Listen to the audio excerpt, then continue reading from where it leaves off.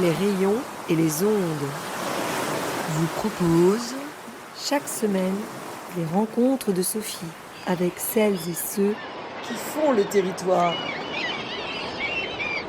Bonjour à toutes et à tous. Aujourd'hui pour les rencontres de Sophie, une rencontre spéciale puisque c'est des extraits d'une table ronde qui s'est déroulée à Coutances, intitulée Ruralité innovante, là et l'écologie, qui était proposée par David Cormand, eurodéputé normand, lors des 3e universités des ruralités écologistes à la mairie de Coutances le 25 octobre dernier. Et alors on ne parle pas politique, voici 5 témoignages de particuliers, d'associations ou de coopératives qui montrent que dans les campagnes, on innove et on fait du lien.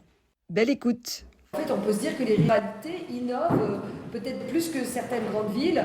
Alors c'est intéressant parce qu'on a vraiment là des exemples très marquants. Donc il y a Julie Devy qui est coprésidente de Normandie Équitable et aussi conseillère Mon Job de Sens. Donc on va pouvoir parler aussi des métiers qui innovent dans les ruralités. Et donc Mecola, etc., c'est des entreprises ou des associations qui sont soutenues par Normandie Équitable, hein, c'est oui, ça ? Tout à fait. Alors à côté, il y a Lisette, qui est pas loin dans le sud-Manche, c'est à Udimesnil au-dessus de Granville, qui fait tout en circuit court. Et quand on dit tout, c'est à la fois des fromages et des livres. Des super romans. Donc on pourra en parler. Elle va nous parler aussi d'associations qui font du lien. À côté, on a Romain Carpentier, Enerter.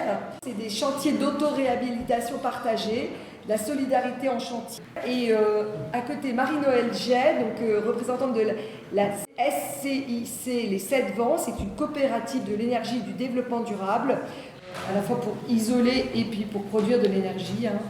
Et c'est aussi, on travaille, donc, le point commun entre tous, c'est que c'est vraiment le lien entre les habitants. Voilà, c'est des choses qui viennent du terrain. Hein. Et puis Freddy Lamotte, donc fondateur avec sa fille de l'association La Marette, qui organise un magnifique festival. Si vous n'êtes pas encore allé, il faut absolument y aller. C'était la 8e édition cet été, le festival éco-citoyen Les Pluies de Juillet, qui est vraiment un modèle de festival, parce qu'il y a de la musique, il y a de l'amusement, il y a du... Voilà, on attire aussi, mais en même temps, il y a beaucoup de fond, de réflexion, et à chaque fois, on fait intervenir des gens pour parler... des ruralités, pas seulement, et de l'environnement, de l'écologie. Donc il y a une programmation nuit et jour, voilà, mais il va en parler plus précisément. Il y a toute une équipe avec lui. C'est un festival, mais c'est aussi, donc déjà qui est très important, mais qui est aussi, ce qui est intéressant, c'est que ça implante des choses aussi toute l'année, qui innovent sur le long terme, quoi. Donc voilà, j'ai présenté un petit peu, mais je vais vous laisser dire un peu plus précisément. Et puis peut-être pourquoi vous avez accepté de témoigner.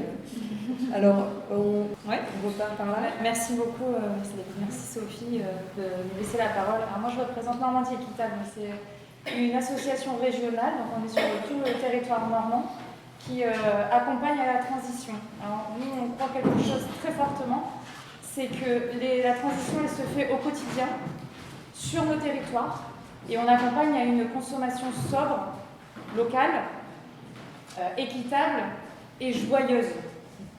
C'est vraiment l'ADN de Normandie Équitable, c'est d'amener de la joie aussi dans cette transition, que ce changement soit désirable et accessible à tous, pas seulement ceux qui ont les moyens. Donc on fédère une 60aine d'acteurs économiques sur le territoire normand et on a plusieurs leviers d'action. Alors merci David d'avoir parlé de Solibule, parce que c'est justement le fondateur de Normandie Équitable, ça fait 15 ans qu'on existe. Et il est vraiment, pour moi, un exemple d'innovation en ruralité. Si vous avez l'occasion de visiter Solibule, il a vraiment, sur toute sa chaîne de création, pensé transition, pensé écologie, pensé circuit court et pensé joyeuseté, j'ai envie de dire. Et les personnes qui ont repris Normandie Équitable après Sébastien ont vraiment gardé cet ADN-là.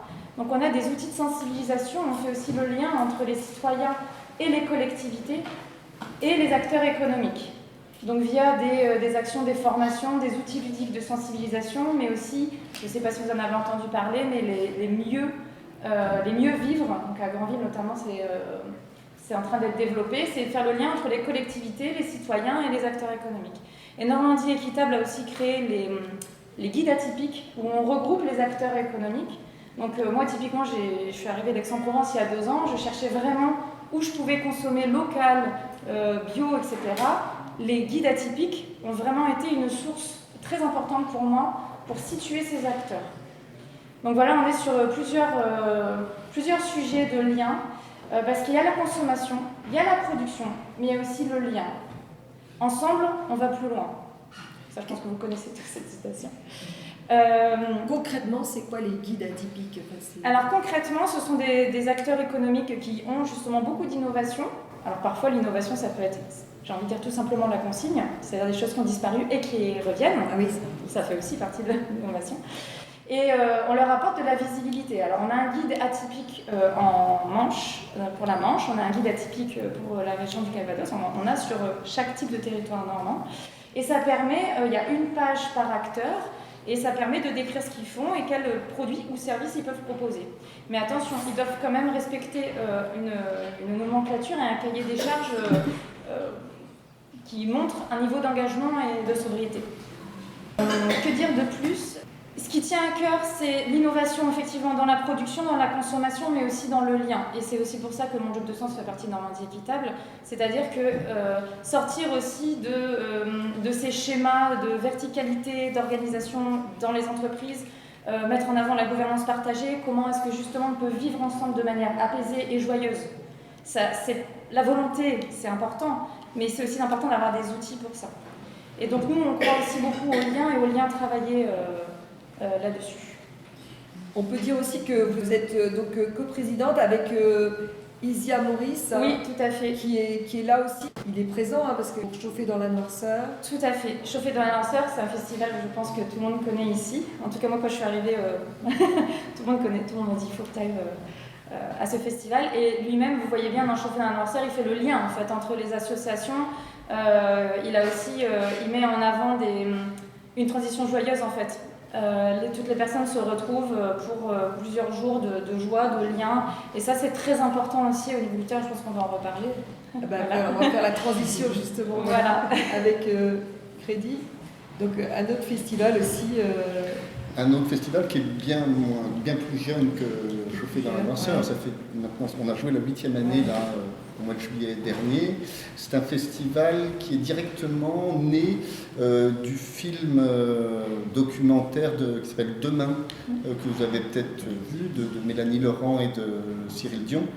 Et en fait, pour ceux qui ne l'ont pas vu, le pitch en 2 secondes, c'est une équipe de ciné emmenée par ces 2 personnes qui ont été sillonner en fait le monde entier à la rencontre de gens qui avaient comme objectif non pas de changer le monde, mais de changer leur petit environnement, qu'il soit familial ou qu'il soit le village, la ville, voilà. Donc il aborde des thématiques très larges qui sont l'éducation, qui sont l'agriculture, qui sont économiques et monétaires, voilà. Et si je dis que ce festival est né de ce film, c'est parce qu'on a été nombreux à le voir, hein. Il y a eu plus de 2 millions de spectateurs. Il a d'ailleurs été césarisé. Il a touché beaucoup de monde et c'est un film écologique joyeux, extrêmement joyeux. Et il est joyeux parce qu'en fait, les gens qui vous racontent leur expérience, eh bien, ils ont des étoiles dans les yeux et en fait, c'est très communicatif et ça donne envie. Et nous, on l'a vu en famille et puis ensuite avec des amis. Moi, je l'ai vu 3 ou 4 fois et à chaque fois, j'amenais des gens. Et en fait, ça nous a complètement décomplexés. On s'est dit, en fait, si ces gens-là, ils arrivent à faire un truc, nous, qu'est-ce qu'on pourrait faire? Et donc voilà, ce festival est né de cette envie. Et donc on a vite un peu brainstormé avec les amis qu'est-ce qu'on pourrait faire. Et très vite, la sensibilisation aux problématiques sociales et écologiques et le spectacle vivant, c'était des choses qu'on avait envie de mettre dans ce festival. Donc on a commencé avec notre immense naïveté, mais avec une envie farouche. Et au bout de 8 ans, on est encore là. On a fédéré pas mal de personnes autour de nous. Et pour vous expliquer, pendant 3-4 jours, vous pouvez assister à plein de conférences. Alors, il y a une thématique par année. Cette année, c'était l'année dernière, enfin 2025, c'était soigner nos liens, ce qui nous lie. Et donc, on a toute une série de de conférences, de débats, d'agora, on a une radio, enfin en journée il y a tout un village avec plein d'intervenants et d'associations formidables qui prouvent en fait aux gens qu'il y a plein de choses qui se passent sur notre territoire. C'est très large, ça va de Pierre et Masse à Manche Nature, enfin toutes sortes d'associations locales. Et le soir, on se retrouve devant 2 scènes avec des concerts divers et variés. Voilà. L'idée, en fait, c'est d'essayer d'amener des gens à venir parler avec nous, d'échanger sur des problématiques environnementales et sociales, mais dans un esprit un peu joyeux. Donc voilà, et la difficulté, en fait, c'est comment allier militantisme, sensibilisation, et tout ça dans un contexte économique qui tient à peu près la route. C'est ça la difficulté et la gageure d'un événement comme le nôtre. Et effectivement, quand on a commencé ce festival, on était plus dans un truc de sensibilisation avec des gens comme, je sais pas, Jean Jouzel, enfin, sur les problématiques climatologiques, avec des gens comme Jean Jouzel ou alors Hervé Le Treut.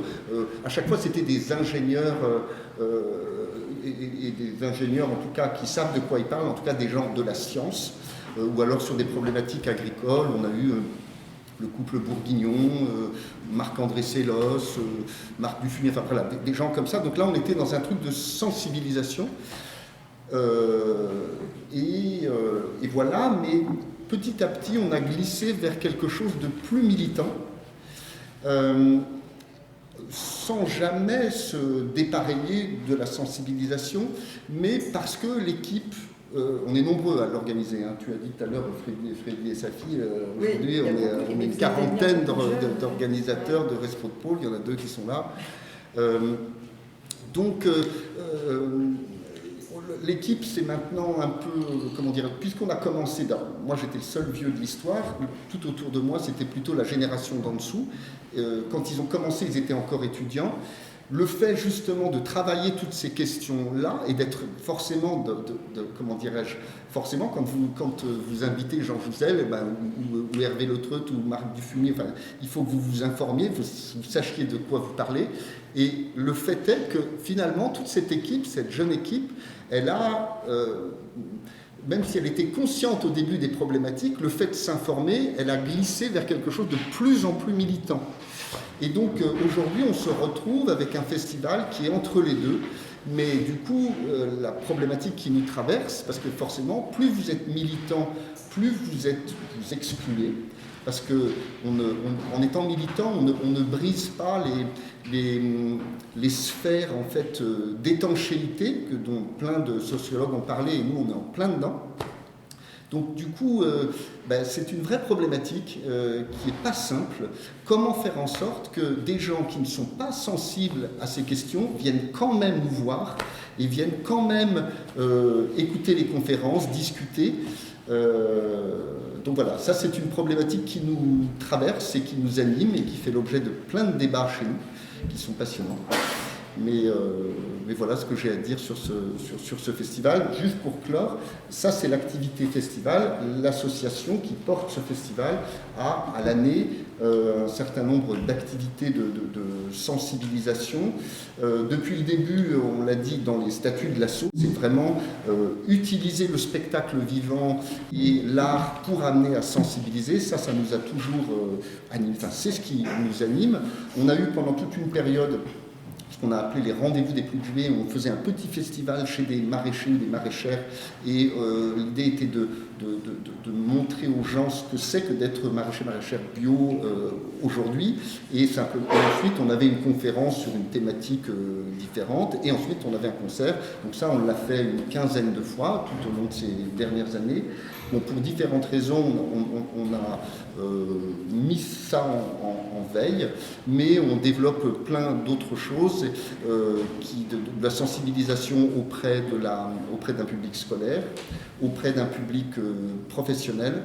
Et là, en ce moment, Clémence, qui est là, pourrait peut-être vous en parler, on développe tout un concept autour de la haie bocagère, qui va se développer toute l'année prochaine avec une compagnie de théâtre locale. J'ai beaucoup parlé, je ne sais pas si je suis dans le temps. Non, mais c'est pas grave, on n'est pas limité. Et à qui on donne la parole on va changer, Marie-Noël à côté. Donc pour les 7 vents, et c'est parti d'une association aussi, cette coopérative. Les 7 vents, c'est effectivement partie d'une association en 1998 à Coutances, qui s'est transformée un petit peu, enfin au fil des années, il y a eu des transformations. Aujourd'hui, on est sous un statut de SIC. Donc les SIC, c'est les sociétés coopératives d'intérêt collectif. Donc c'est une coopérative qui permet d'associer dans une même structure à la fois des partenaires publics, donc des collectivités locales, des entreprises et des citoyens. Donc c'est un système qui a été créé pour ça, d'ailleurs, c'est une forme de coopérative bien spécifique. Aujourd'hui, c'est à peu près 150 sociétaires, la SIC Les 7 Vents, mais nous, on est surtout au-delà de ce statut, on est une équipe de professionnels, en fait, intéressés et souhaitant œuvrer à la transition énergétique, à la transition écologique. Donc on est une vingtaine, entre 20 et 25, ça dépend un petit peu des années, de professionnels des différents métiers de la transition pour travailler sur ce territoire qui est le Coutançais et un peu plus large, effectivement, on intervient sur le département de la Manche. Donc notre cœur de métier, c'est quand même l'énergie, avec tout un volet autour de la rénovation énergétique des bâtiments des habitants. Donc on a aussi des actions en parallèle, enfin, en partenariat avec Enerter par exemple. Donc c'est une cible qui est importante, la rénovation de l'habitat. Il faut déjà commencer par isoler pour moins consommer, mais on s'intéresse aussi à la production d'énergie renouvelable et au bâti, c'est-à-dire la construction, donc la façon dont on construit, avec quels matériaux, dans quel esprit on conçoit les bâtiments, hein, la façon aussi de concevoir les bâtiments, donc que ce soit des bâtiments publics ou des bâtiments tertiaires, c'est des écoles, des maisons de retraite, on appelle ça la haute qualité environnementale, mais derrière ce terme-là, il y a plein d'autres critères. Donc ça, c'est nos champs d'action. Moi, je voulais aujourd'hui un peu plus mettre l'accent sur une innovation, en fait, puisque c'est le sujet.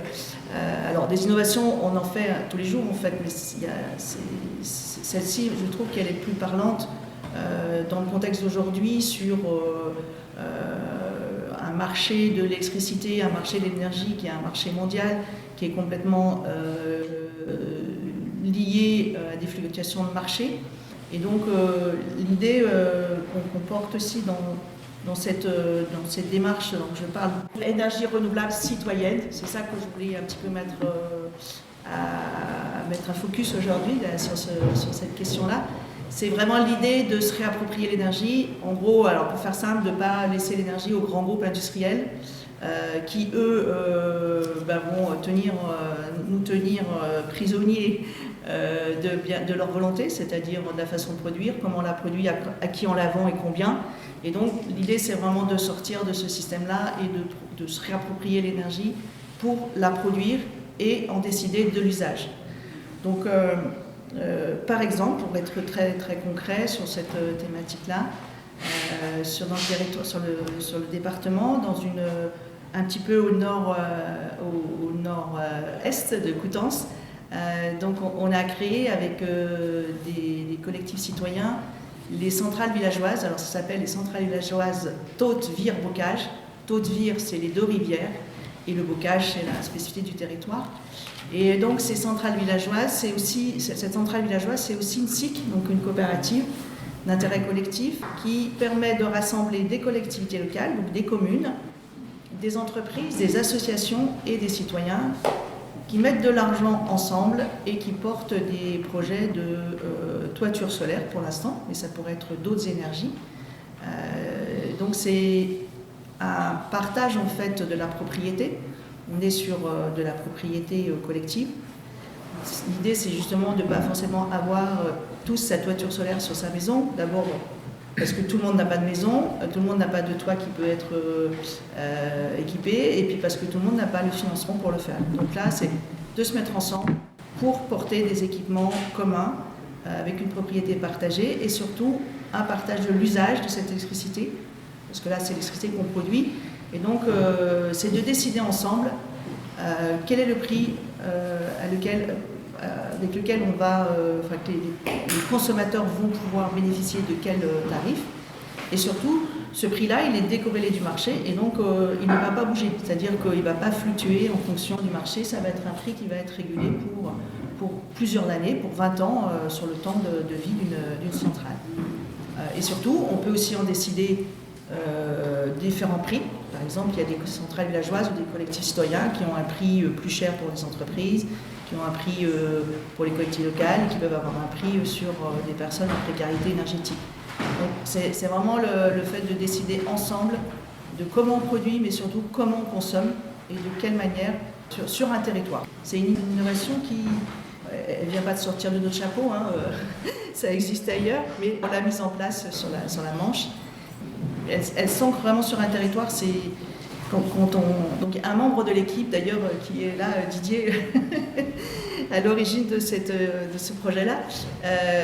On s'était dit il faut qu'on ait pas plus d'1 heure de route pour venir en réunion. C'était un petit peu ça qui nous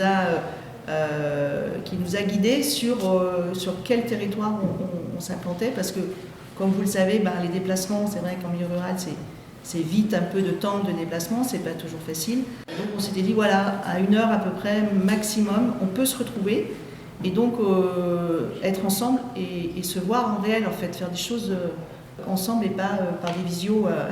Voilà, c'était aussi le fait d'être sur un territoire. Voilà, j'ai une petite plaquette pour ceux que ça intéresse, parce qu'il y a des locaux, donc Et j'en ai vu une aussi où vous faites avec SolarCop, justement, vous proposez d'installer des panneaux solaires. Ouais, je peux faire un petit coup de pub aussi, ouais.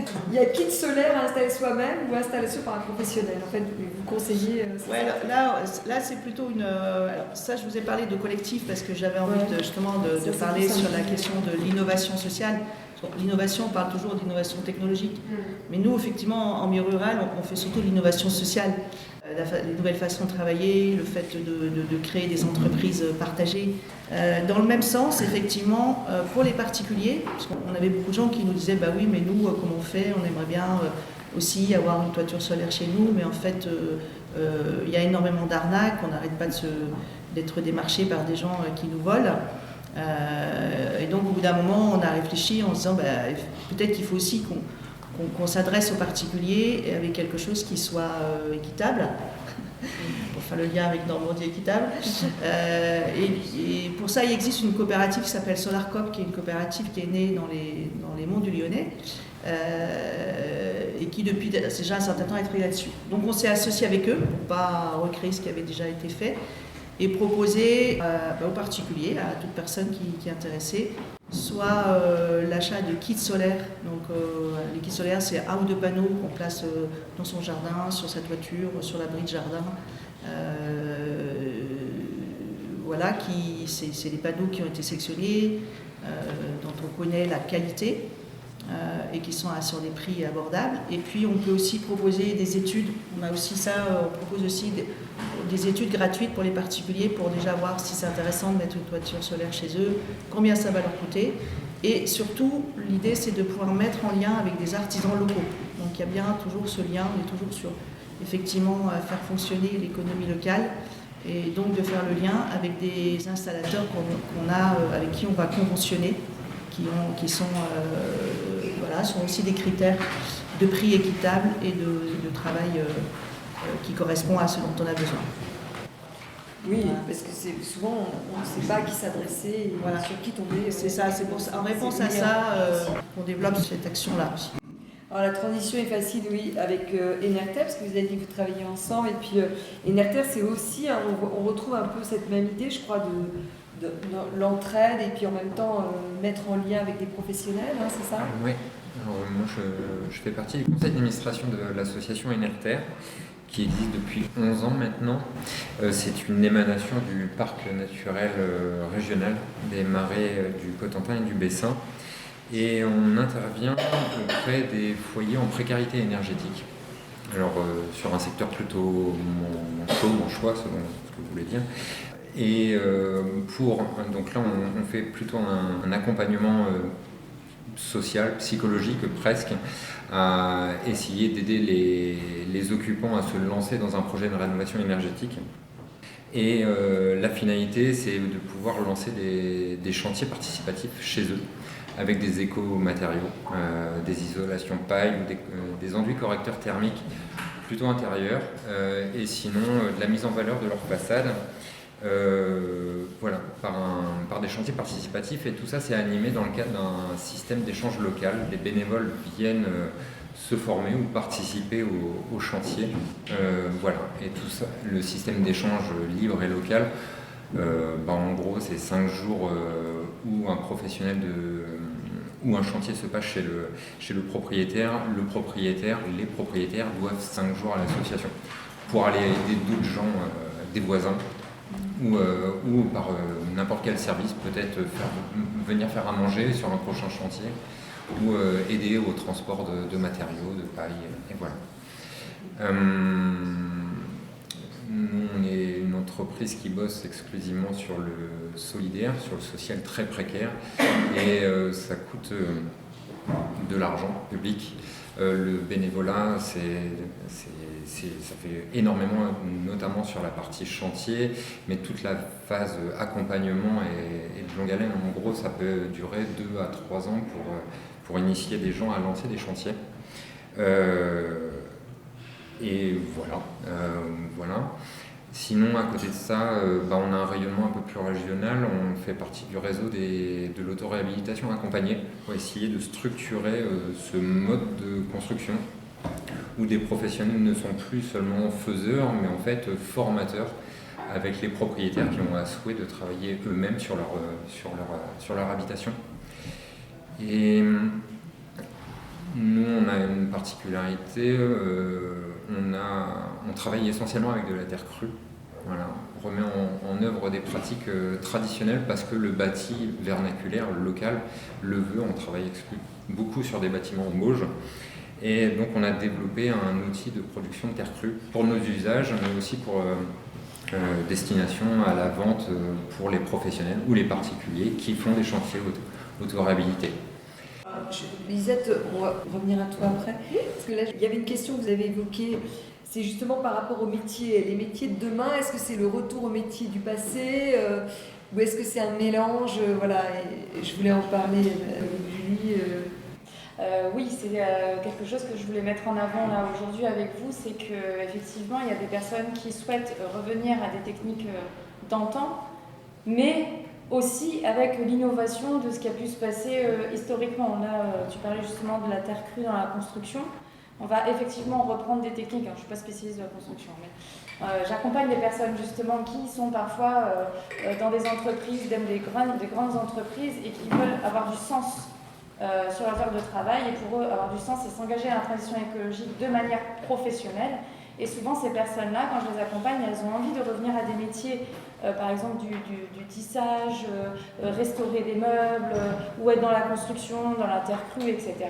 Mais soit ils vont effectivement se former sur des métiers d'antan, mais ils vont aussi intégrer des techniques, on va dire, plus modernes, plus innovantes, pour justement apporter un petit peu de modernité, de solidité, des choses comme ça. Et ça il regorge d'initiatives concrètes sur nos territoires. Là, je ne sais pas si tu peux justement parler de la terre crue et étayer ça, mais... Oui, vous mélangez la modernité et technique ancestrale De tout. Dans la phase industrielle, je pense que le bâtiment a fait beaucoup d'erreurs et à chaque fois on s'en rendait compte a posteriori, et notamment sur le bâti ancien, avec toutes les problématiques de migration de la vapeur d'eau dans l'habitat. Surtout aujourd'hui, on vise à étancher les bâtiments pour la performance énergétique, et le ciment a été délétère pour nos bâtis anciens, et peu importe la région. Et les pratiques, oui, c'est très consommateur main-d'œuvre, ces pratiques-là. Et aujourd'hui, il y a des outils mécanisés, en fait. On mécanise des pratiques anciennes qui améliorent aussi la performance énergétique, notamment sur des enduits correcteurs thermiques par voie humide. C'est pour du coup très mécanisé, là, mais très rapide. Voilà. Donc on renonce pas, ouais, c'est pas un renoncement au progrès, mais en fait on sait utiliser le progrès avec moins d'effets secondaires, quoi, néfastes, en revenant à des bonnes idées qu'on avait laissé tomber, quoi, c'est ça? Le savoir-faire revient, Ouais. plutôt qu'on n'a plus besoin de poseurs aujourd'hui, je pense. La grosse phase des 60-70 dernières années, pardon, on avait essentiellement des poseurs, tout ce qui était garanti était apporté par les fournisseurs de matériaux. Aujourd'hui, non, c'est du savoir-faire qui revient avec des matériaux très primaires. La terre crue, il y a des compétences énormes à avoir sur la caractérisation des terres, mais le savoir-faire de la personne qui met en œuvre parce qu'il y a telles conditions à respecter, là, on l'a aujourd'hui, comme on l'avait autrefois. Et c'est perdu, on la retrouve aujourd'hui. Et ce qui est bien, c'est que c'est quelqu'un un professionnel qui va former d'autres gens et qui vont faire sur d'autres chantiers. Donc ça va faire boule de neige un peu. Et puis de voir que en fait, les pratiques sont malgré tout assez simples. Chacun est à même de faire ça chez lui sans forcément d'avoir un professionnel. Ouais, et alors Lisette, oui, c'est pareil dans la culture. En fait, il y a des innovations justement pour les métiers de la culture. Oui. Alors je me présente rapidement. Je suis agricultrice à Udimesnil, au Bois Landais. C'est près de Grandville, pour ceux qui ne connaissent pas. Agricultrice sur une ferme partagée. Nous, mon compagnon et moi, on est sur un petit troupeau de 10 vaches. On n'a pas de laiterie. 100% des éleveurs laitiers en Normandie, en tout cas, ont une laiterie. Nous, on n'en a pas. On transforme tout le lait à la ferme. Et on vend le fromage, on fabrique du fromage, qu'on vend en direct et en circuit court dans la région de Grandville, en gros. Et j'écris aussi des bouquins que je vends aussi en direct et en circuit court. C'est-à-dire que comme on n'a pas de laiterie, et ben moi je me passe d'éditeur. Voilà. Et je rebondis un peu sur ce que tu disais tout à l'heure. En fait, je pense qu'il y a un gros besoin dans ce pays de retrouver du sens et de désacraliser certaines choses. C'est-à-dire refaire des choses avec ses mains, réapprendre des choses. Et voilà, une chose comme construire sa maison, on a l'impression que c'est un truc énorme. Alors effectivement, c'est un truc énorme, mais ça s'apprend. Vous comme moi, on peut l'apprendre. Et je pense que tous les domaines de la vie sont un peu comme ça, c'est-à-dire qu'on a eu l'habitude jusqu'ici par exemple pour les bouquins, on envoie son bouquin à un éditeur qui répond ou pas en général. Moi, j'ai décidé de me passer d'éditeur parce que j'ai envoyé mon bouquin à des éditeurs et qu'ils n'ont pas répondu. J'ai envoyé une quarantaine d'éditeurs qui n'ont pas répondu. Donc je me suis dit, allez, pourquoi pas le faire. Et j'ai désacralisé du coup le métier d'éditeur, qui est un métier en soi, on va pas se mentir. Mais voilà, aujourd'hui, mettre en page un bouquin et le faire imprimer, alors je le fais imprimer à Gavray, pour ceux qui connaissent, 20 km d'ici, 30. Il y a un très bon imprimeur qui fait tout sur place. Je tenais à ce que mes bouquins... On peut dire son nom? Ouais. Oui, le Pierrot à Gavray. Je le dis parce qu'il travaille très bien et que c'est un réseautage comme un autre. J'en étais où, je ne sais plus. Et de désacraliser le métier d'éditeur et aussi d'écrivain. Tu disais que, quand je t'avais interviewé déjà, que tu étais venue à l'écriture, tu avais toujours aimé écrire quand tu étais petite, grâce à un professeur, tu m'as dit. Oui. Mais ce qui t'a mis, là où tu as osé écrire, c'est parce que tu as participé aussi, c'était aussi à quelque chose d'associatif. Un fanzine. Qui était anti-rouille, qui a été distribué pendant à peu près 10 ans, 8 ans exactement, entre en gros Avranches, Villedieu et Coutances. Qui devait durer quelques temps. Et puis, en fait, au début, on voulait créer un petit magazine. Alors fanzine, c'est un magazine fait par des amateurs, en fait, tout simplement. Donc on était un noyau d'une dizaine de personnes, pas du tout ni dans le monde de l'édition, ni dans le monde de l'écriture, vraiment avec des métiers très divers, mais pas là-dedans du tout. Et on voulait faire un petit magazine participatif et qui rassemble un peu un agenda des événements qui nous intéressaient, nous, donc un peu alternatif quand même, dans ce triangle de régions-là. Et on a appris sur le tas à écrire, à mettre en page, à distribuer, etc. Et moi, pour l'écriture, effectivement, je suis passée par une phase de désacralisation dans le sens où, alors j'ai toujours osé écrire, mais j'avais jamais osé le montrer.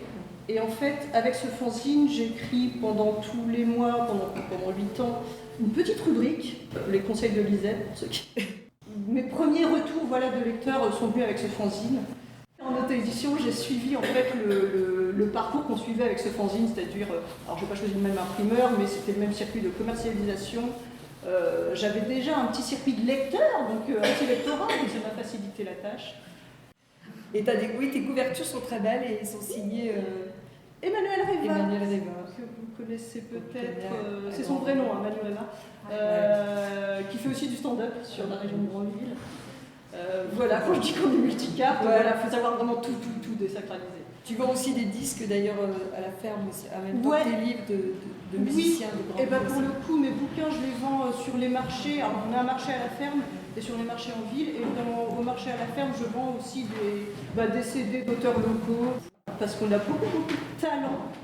On parle d'innovation, on a vraiment beaucoup de talent. Culturellement, je crois que ça vient aussi du terrain beaucoup. Ouais, on a un bon réseau culturel, un bon réseau peut-être un peu souterrain. Il faut peut-être trouver le réseau et puis tirer les chevaux de la... Alors, oui, je suis tout à fait d'accord avec toi.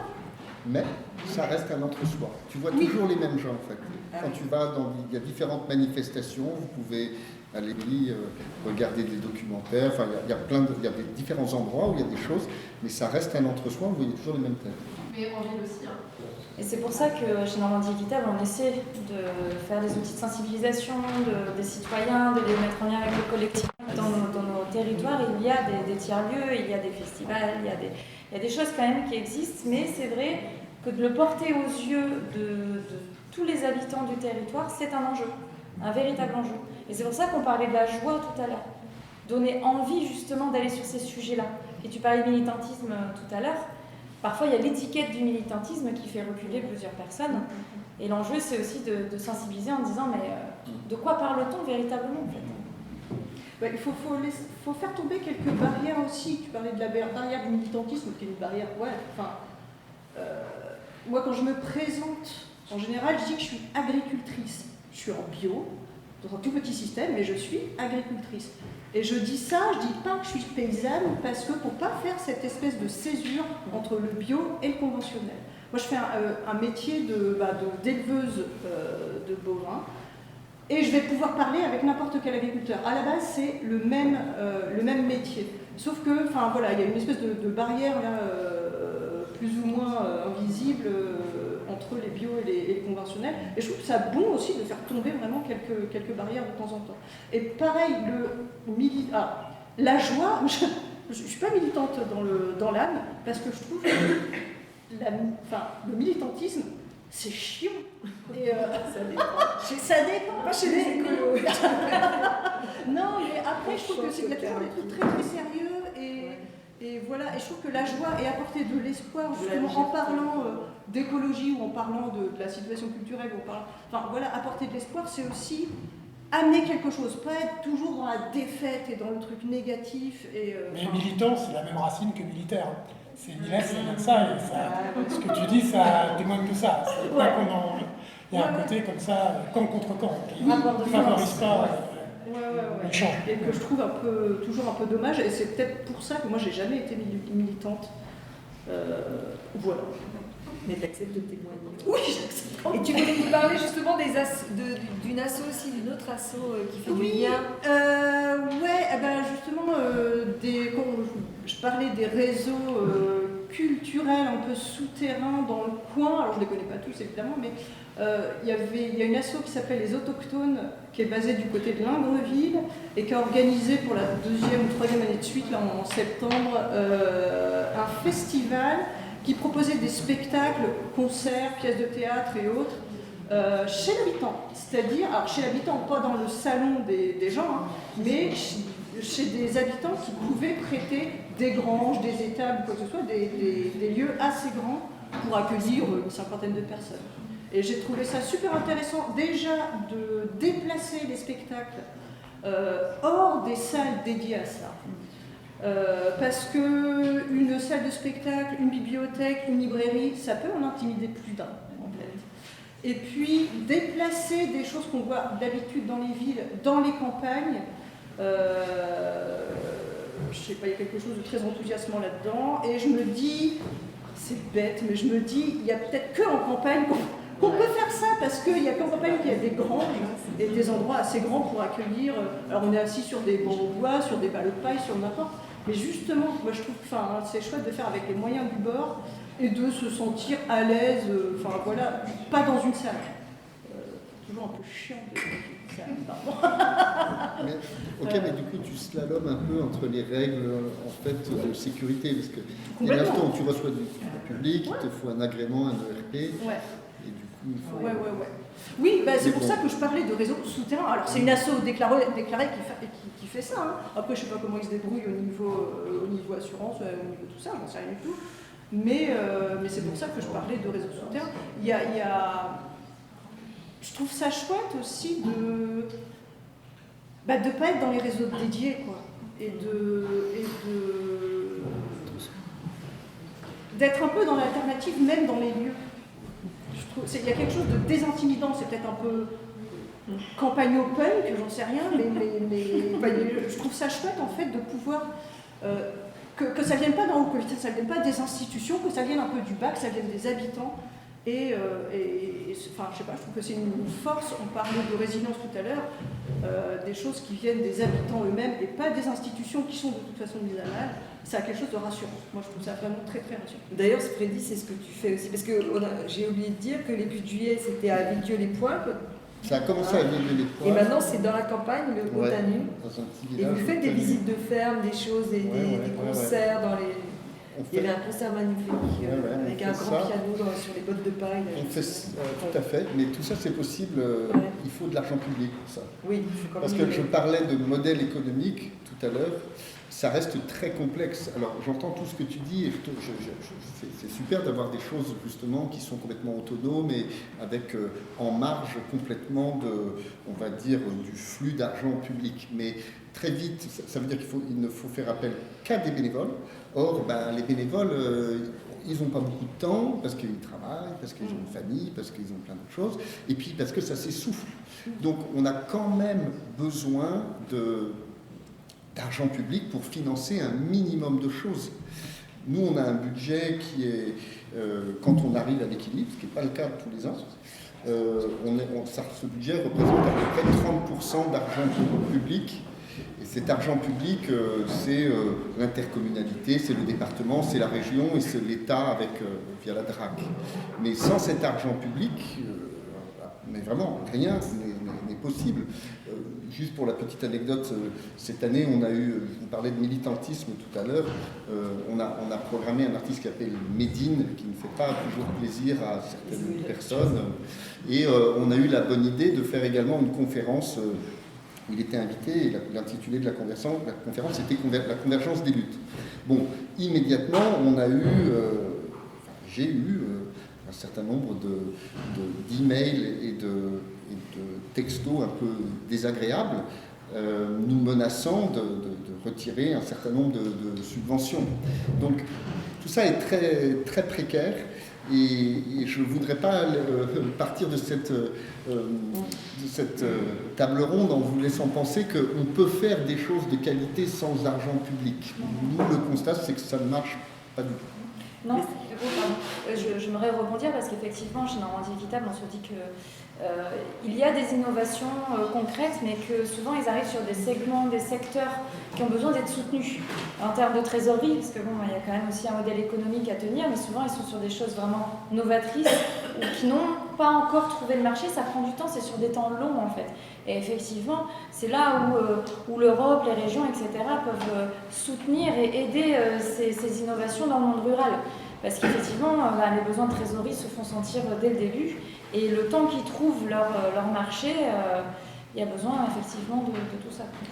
Alors, je trouve que dire que rien n'est possible sans argent public, alors autant on est d'accord que l'argent public est nécessaire pour que les choses survivent et vivent leur vie officielle, dire que rien n'est possible, je trouve que c'est mettre des bâtons dans les roues d'une spontanéité qui vient des gens en fait. Commencer quelque chose, non, on n'a pas besoin nécessairement d'argent public. On a besoin de volonté qui peuvent s'essouffler après, on est d'accord là-dessus. Hein. Mais pour commencer, il faut mais il faut entre autres de la volonté Et après, l'argent public peut se greffer là-dessus.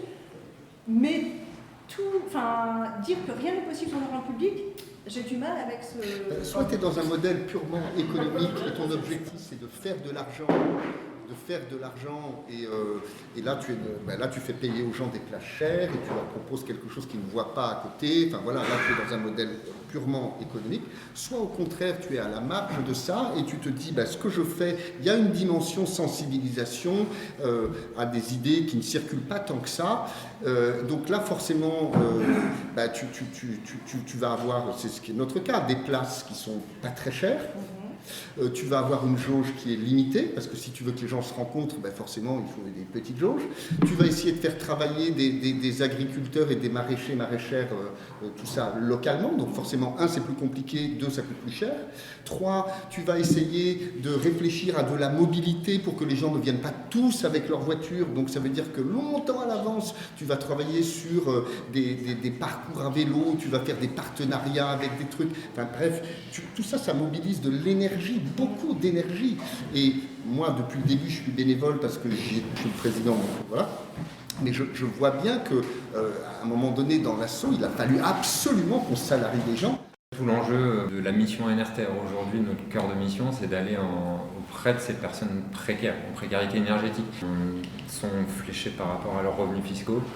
On a l'accompagnement, nous, en amont qui établit un peu le profil des personnes et leur aptitude à lancer des projets. C'est surtout la précarité énergétique quand elle coche les 2 autres précarités, sociales et psychologiques, quoi. Là, évidemment, que ce sont des dossiers prioritaires. Et là, on parle d'argent public. Là, aujourd'hui, NRTR, depuis quelques années déjà, se trouve devant un problème idéologique presque à se dire est-ce qu'on va aller chercher de l'argent chez des gens qui ont du pognon, quoi. Parce que les gens chez qui on travaille n'ont même pas les moyens d'appeler les entreprises. C'est pour ça qu'on est chez eux, en fait. C'est impossible pour eux d'appeler une entreprise et voir le montant d'un devis, quoi. Et aujourd'hui, plutôt, on a essayé d'aller refaire des façades pour des gens qui ont du pognon. On y est allé. Est-ce que c'est notre cœur de mission? On ne sait pas. Là, aujourd'hui, on préfère aller sur le patrimoine public parce que le monde associatif est clairement en souffrance. Bizarrement, les collectivités aussi le sont, les collectivités locales.